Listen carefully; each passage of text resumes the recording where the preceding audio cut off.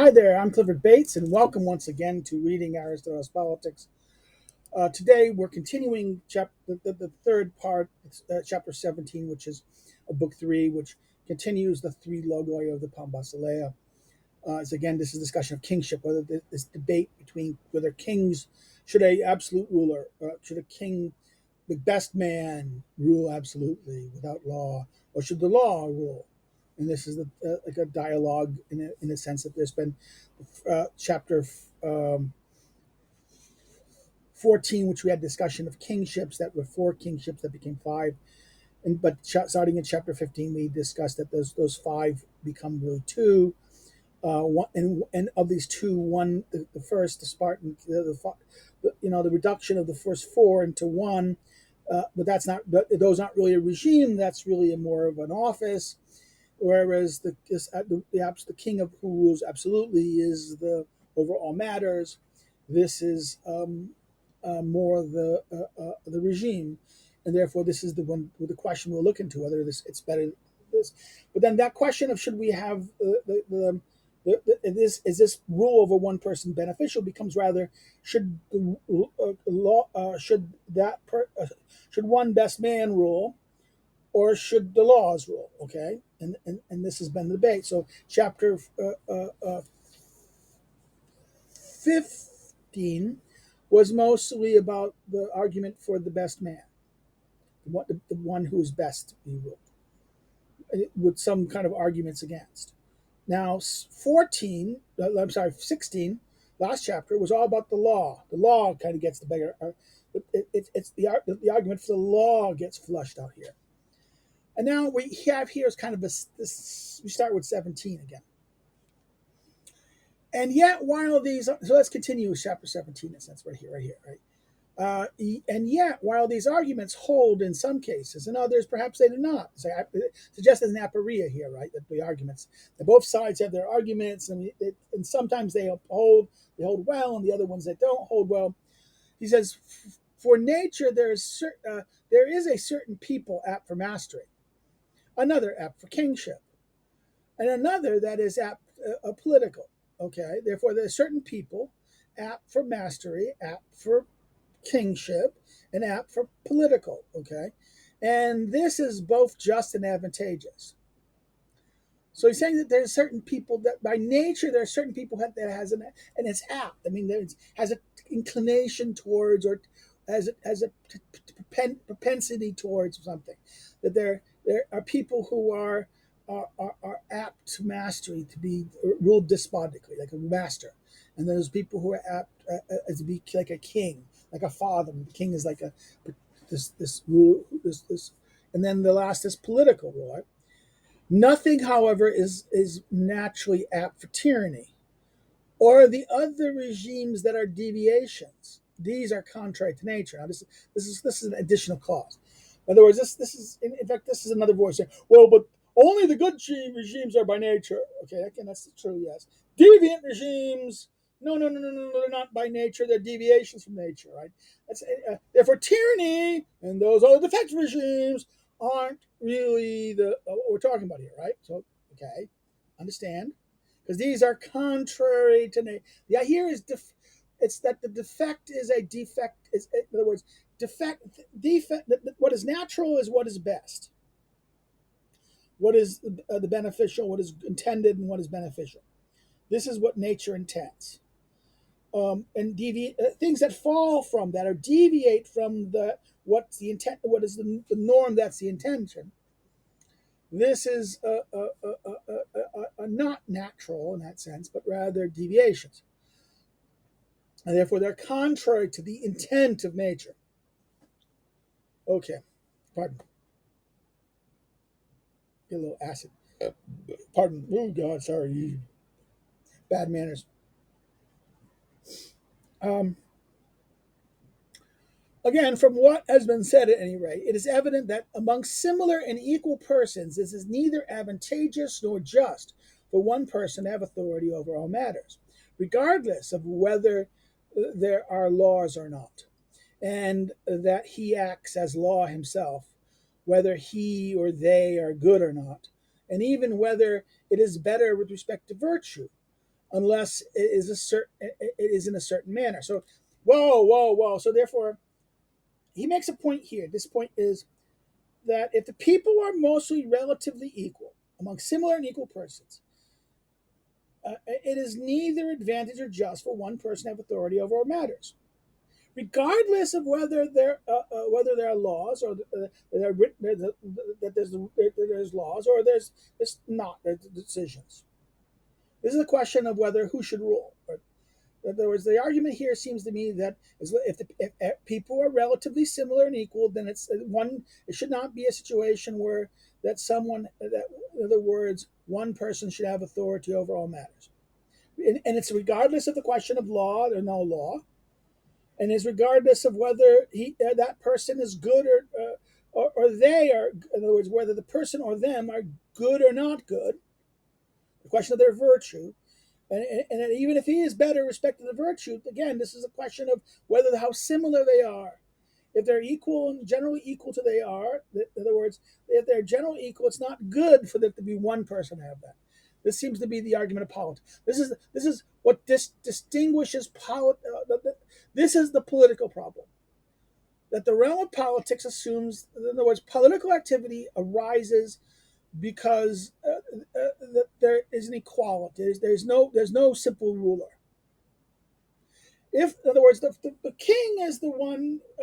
The older kings happened because there was an inequality. There was a dissimilarity. That the king was the benefactor to the people. He provided something to them, and he either brought them together, as Aristotle talked about earlier, right? In earlier accounts. And therefore, what happened? Therefore, this is at a simpler time, right? This is archaic. This happened when the structure of the society of the people was simpler, smaller, right? And that therefore, this is, in other words, there is kind of a developmental argument that if you have a more developed society, you're not going to create a kingship. At least not a kingship in that there's going to be a regime of one man ruling. Okay, because the idea that given the size of the population and people's perception that they see themselves as all relatively equal, they're not going to tolerate it. He's saying here, and therefore this is why we have to look at this thing in a little interesting point here. That it's not in other words, it's neither advantageous nor just for one person to have authority over matters. He says here. And regardless of, but there is a question of this. He says there's unless it's a certain manner. So therefore, in other words, we might agree that this person might have authority over us over certain specific manners, like generalship or some specific thing, like the treasurer of something, or some function of office that may be the one who knows better to have it. But generally, for deliberation, no. We would want that. It's the idea that we all see that we should defer to the judgment of one, where we're all similar. This is not going to be just in that sense, and that's the difference between political rule and mastery. Mastery is a case where there's unequality. There's a fundamental inequality that the ruler and the ruled are not completely different, and that's therefore and that's why when the question here is that what makes the question that in other words, political rule will not have to rely that. I mean, political rule, the question of false is always going to be present. This is a different issue. I don't think I want to get into that. There is a whole argument about the question of, in other words, monarchy, family care is simply just that. It's parental care. It's love. It's like this. It's done for the benefit of the children. Mastery is benefit for the master. Whereas politics is a sharing of interest, right? The ruler and ruled benefits, right? It is that middle ground. It's kind of a mediation of these two things.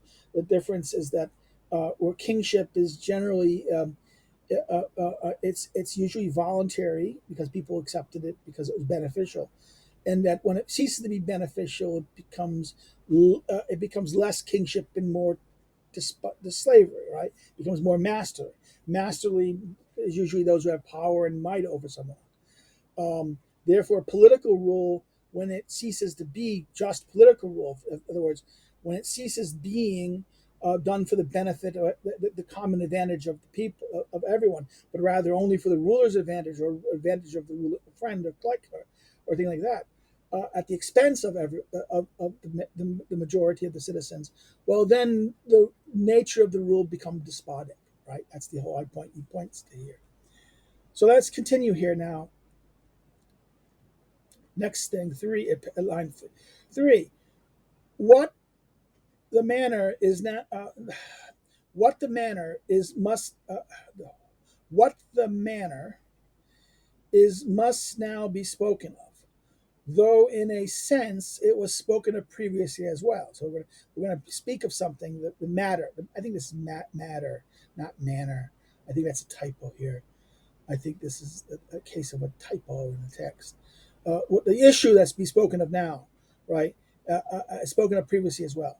We must first determine what it is that is apt for kingship. What is aristocratic and what is political? In other words, what is apt? What is should be understood for kingship? What is apt for aristocratic rule, the rule of the best, and what is political? What is apt for kingship then is a multitude uh, um, of such a sort that it is accords with its nature to support a family that is preeminent in virtue relative to political leadership. So therefore, this is about the multitude. I think this is the question: the multitude. In other words, what type of multitude you have? Is it a kingly multitude, a aristocratic multitude, or a political multitude? He is silent about the tyrannical multitude, a despotic multitude. Okay, completely silent. A despotic. In other words, what is the people? Who is what people? The type of people that is apt to the kind of rule. He says that a kingly multitude, is apt for kingship, is one that a multitude of such a sort that it accords with the people's nature to support a family that is preeminent in virtue. In other words, their character is preeminent, respect to their leadership, the leader leading them. Therefore, we look at that family, is that this family is so respectable and with their judgment and their ability that we defer to them. An aristocratic multitude is one of such a sort that it is accord with its nature to support a multitude capable of being ruled in accordance with the rule that belongs to free persons, by those whom virtue makes them expert leaders relative to political rule. So therefore, the aristocratic rule is what? That this people is that the population is in such that it is of the sort that it accords with its nature to support a multitude capable of being ruled. The people are willing to be ruled by in accordance with rules that belong to free people, by those who virtue make that their virtue, the virtue of those rulers, are going to be those that makes them expert leaders relative to political rule. That's a very convoluted sentence. Let's go back for a second in that sense, right? The Christic multitude is one of such. So the kingship deals with a family.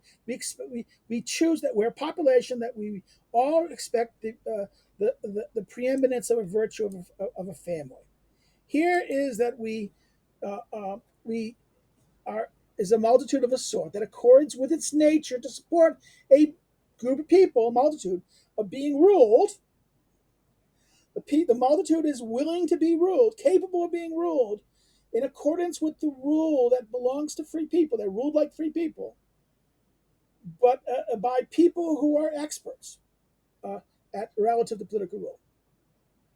They don't share in rule; they are ruled by them. It is kind of a master. In other words, they agree to, they submit to it.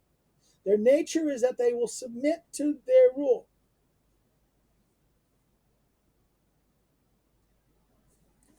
So this is a weird interest. The aristocratic multitude is a multitude who submits to being ruled by those that they see as their political betters. The other one is that they respect a family, a preeminent family. Here is they. This is a population who submits that they want, but they will be treated like free people. In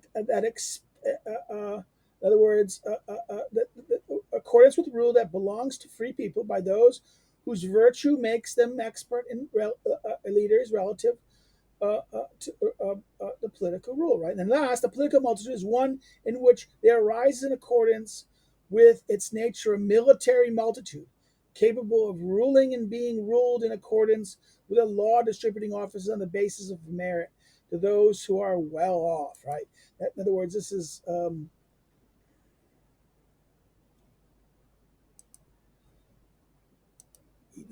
86. Sorry, this is going to be over here. Regarding this passage with the manuscript rather than the Deringer, Aristotle's argument is intelligible as it stands if the word multitude plethos is understood in its narrow sense as well as the wider sense, as the equivalent of the governing body, or of a or polity. Again, I disagree with this interpretation of a regime or aristocracy. Consider this chapter 13, line 6, chapter 15, line 6 and 18. In terms of well off, prios, connotes not great but moderate wealth, the kind sustaining those who could afford heavy arms. That is, having enough. In other words, this is the idea here: is that uh, uh, um, that they have enough. They have enough. In other words, they have a basis of offer. In other words, it's not ruled by those who are completely poor without means. They have some means. They're not wealthy. It's not the very well off, but this is the well off to some degree. This is not because later he'll say that the well off are not willing able to be ruled by anyone. The very well off. Here is that this is those who are ruled and being ruled in accordance with the law, distributing office on the basis of merit. Those who we choose those who are relatively well off and have means, right? So therefore, this is the moderate regime. Now, this is going to say, "Oh, this is polity. That's polity." No, it's a democracy. It's the first democracy. That's the problem with this. This is why we're going to have a big argument about this. I don't. I think that the polity argument I've always argued is a cheating. It is by giving an alternative translation to politea in this weird case as a form, and therefore this everything. I think he's talking about a regime, that all regimes are this way, that this is political rule, and that aristocracy is something. Both kingship and aristocracy, there's something not political about it. And he says it right here. A political multitude, therefore, they're the similar people. They're the similar rules. They're not. They're not. They want to be. They're not submitting to the authority or judgment of others. The aristocratic people are willing to let the better ones rule. The kingly people are willing to let the family, the dynastic family, of whose preeminent virtue. Here, the aristocratic group is willing to let the group of the few, or that group of people who are experts on politics, could be good political leaders. They rule. They will recognize that they are not equal to them. Okay. The problem is that's very unlikely in reality, and that's why this is because because the problem of similarity, that all the second one, and also because of technology. Remember that famous line from Samuel Colt, that God made man equal, but then it took Samuel Colt to make everyone equal, right? Really make man equal. God intended man to be equal, but Sam Colt made it. Why? Because the gun. The old warriors, you had to have to be a warrior. You had to train and exercise. Well, the gun, any little old person, a little old lady with a gun could kill the biggest martial art. It's that famous scene in Indiana Jones, in the first one, Indiana Jones and Raiders of the Ark, right? Where the guy with the whips and doing things like this, and the reality was that was a joke because he was sick and he just did that. He pulls the gun and shoots instead of doing the whip thing. He was supposed to do a thing with the whip to fight the guy with the knife, but he was not feeling good. He was sick, and he just pulled that thing, and that became the scene, right? But that scene is more true. That technology, the arts, and the techne gives us a means by which we make become more equal. But at the same time, we become unequal. The argument is, but at the same time, technology makes us unequal. Yes, because of knowledge, right? But the argument of the arts, the argument that was earlier, is that there was originally kingship. Kingship was accepted because everyone recognized the virtue of the ruler. But once we no longer recognize the virtue of the ruler that is claimed to rule over us as any valid anymore, we don't see that. We see what we can do it also. That there's more of us who can do it, and we don't need the single hero to do it for us. Then kingly rule becomes less and less acceptable. And I think this is the point about the military population. He says the military nature of a military multitude, and therefore it's this is polity. Well, there must be I think this the Greek here military multitude can also be a multitude that is able that can fight, that is able to defend itself, to be in the military, right? It means that the multitude are those who are going to go fight. They're going to fight for the city. In other words, you don't have to. It does. It's going to defend the city. That's what it means. But that term in the Greek means more than simply. It means those who are going to. The citizens are going to be the ones who are exercising the defense of the city. That's what it's. And that's, by the way, that's the origin of democracy, the original democracy, as Aristotle say in Book 4. And why the kingship, why democracy arises after kingship, or political rule arise after kingship, because the idea is that that there's something about the citizens being the soldiers. The concept of the citizen soldier, the citizen warrior, the citizen being a soldier who defends the political body, that this is the beginning of the rise of the politics. This is the origin of the rise of the political against the rise of the king. The kingly rules, the kings are the king or the princely ruler is the warrior. His military virtue is what kind of defends the population. He's the hero who defends. But now it's the citizen body, the people together, acts as the means to do this. That's political rule. It's because why? There's no longer an inequality regarding virtue. There is now an equality. In other words, that the people no longer see that those who there's someone there with a preeminence of virtue, or a preeminence of a skill that's necessary for them to live and survive. So now he goes, now when it happens that a whole family or even one person among the rest is so outstanding in virtue that this virtue is more preeminent than all preeminent than that of all the rest. It is just in that case that the family be a kingly one and have authority over all matters, or that this person be a king. So in other words, this is the idea that this idea of preeminence, that either this family or this person. So the aristocratic rule is also it's that there's going to be many. And remember, it's going to be unlikely there's going to be many also of these preeminent virtues. So that even the aristocratic rule becomes a rule of a one person, not a family. So the kingly rule is a family. The aristocratic rule is what? The rule of the one best. Submit to the one best. Again, that goes back to the end of chapter. Is it?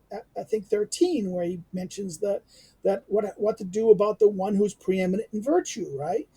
Chapter 13 ends with the question of what to do with the one who's preeminent in virtue in a just regime.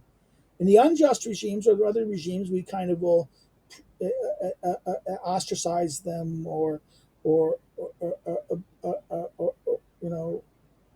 do something else with them, but in the just, but the just regime, the best regime, ostracizing them or harming them is not just, and that neither is ruling over them just. Therefore, we should agree to that they rule over us, right? And that's aristocratic rule in this sense. So let's continue over this, right? That this is the question of the king. That this is why the king, that the kingship is that this becomes the king, and the kingship is either a family or a person who's so preeminent. Their virtue is so preeminent over all the rest that we simply just let have authority over our matters. As for what has been said, the matter stands thus not only on the basis of the sort of justice that is customarily alleged by those who establish aristocracies and oligarchies, or for that matter, democracies, for they all claim to merit rule on the basis of preeminence, though not the same preeminence, but also in accordance with that sort of justice previous mentioned. Now, they all claim 87. This is that line. Again, he's reading with the Pantes with that rather than Pele entirely, right? With the first manuscript and with Dunja. This is the manuscript 2, manuscript 1 debate. And then the other one was that the other virtue line is 80 and 318, book 3, chapter 13, and those lines which dealt with so here is what this idea of justice, right? Mentioned. Well, let's go look at this. What is 313? Well, it is that line about the accordance with justice. In other words, um, that we should agree to that. That is the end of that line. That we should agree to be ruled by the best man. Right? In the best regime, we should be agreed to agree to that thing. Right? Mentioned earlier that this is, the justice is that we would see that commandment virtue. It's not right that we exile him or that we should rule over him, but rather we should agree that he let him rule over us. Right? Um, this is that thing. This is that the one who has preeminent virtue. This is the idea here. For it is surely not proper to execute or to exile or to ostracize a person of the sort, or to claim that he merits to be ruled in turn. Again, that's that. Again, that's that line in 13 at the end, right? Chapter 13, book 3, chapter 13. It does not. So we return to that point again. At here, we return to that beginning point there before this discussion of kingship. It does not. It does not accord with nature for the part to be preeminent over the whole. But this is the result of the case of someone having such superiority. Now, 89 is that weird line. The comparison here seems to be suggested by the fact that the same word meros, meaning both turn and part, right? This idea that uh, uh, uh, uh, rule by rule and turn, and also means part, right? That, in other words, it's not according to nature that a part rule over be preeminent over the whole, right? So he's punning on this the similarity of the word. There's kind of a pun. He's going to make an argument because of the similarity of the word.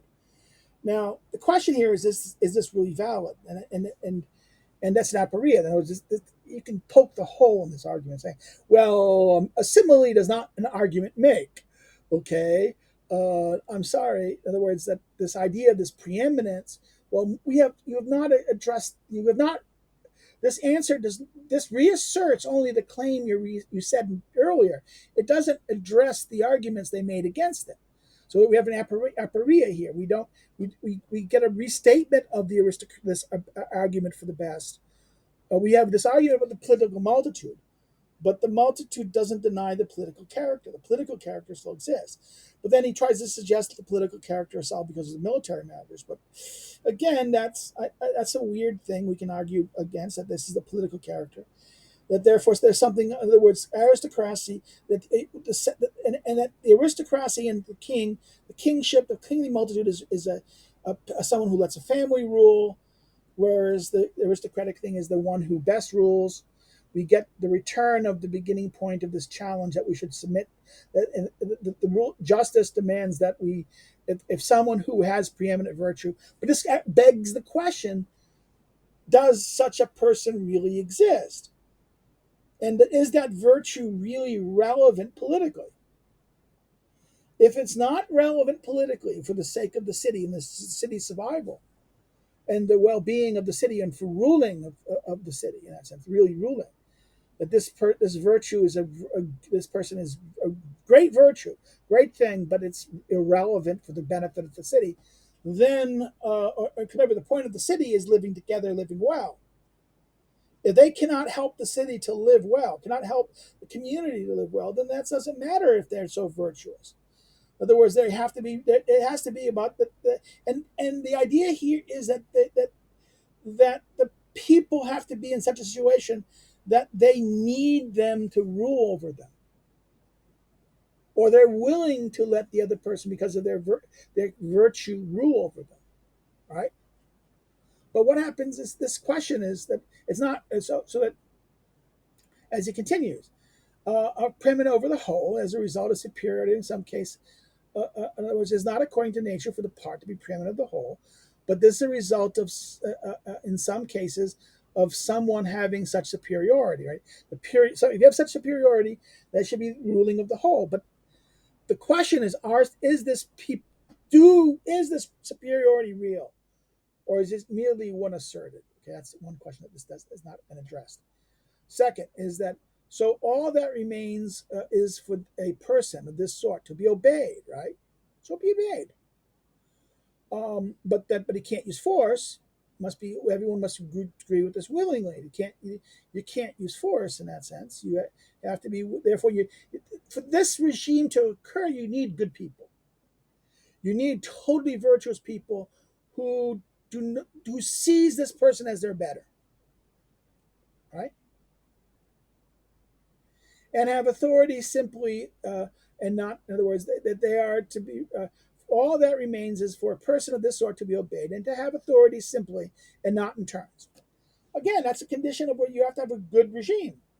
You have to have an aristocratic people, a people who realize that that they lack the capacity. They want to be ruled freely. They don't want to be ruled as slaves, but they recognize in this person or these group of people the ability to be to rule or to govern finely, and therefore they submit to their rule.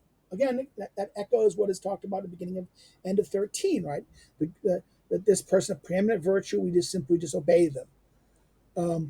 Concerning kingship, then the varieties that it has, and whether it's advantageous for cities or not, and so which has been this fashion. Then our discussion stand is this. So he ends the discussion here, and he ends the discussion of kingship here, right?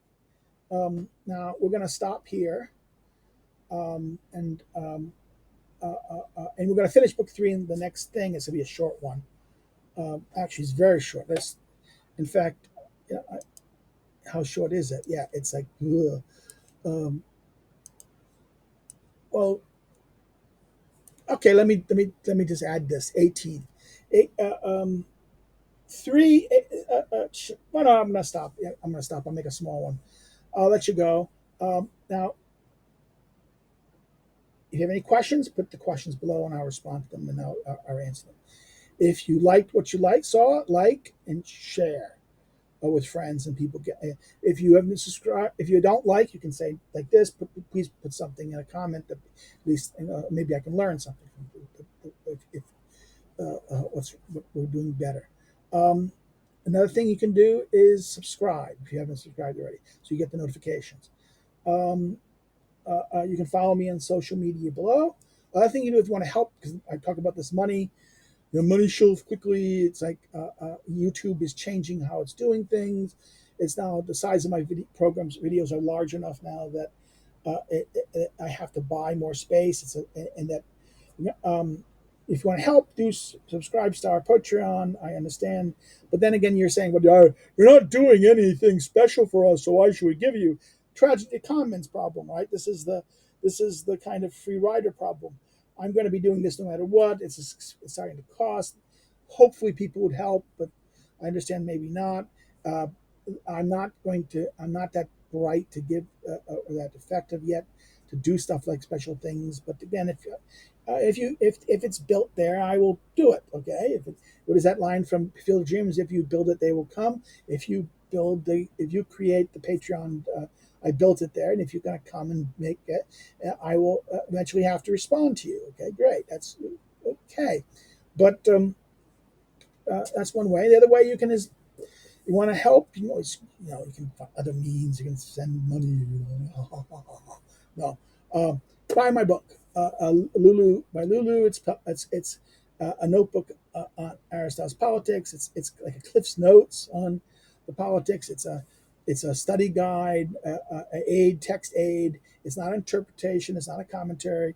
It is designed with charts and things of all the various chapters and books and chapters of the politics to kind of guide you through like a tutorial of how to understand the text, like we're doing here. Okay, so that's it. I was gonna do that little 13 bucks. I'll make a separate video of that and finish it up.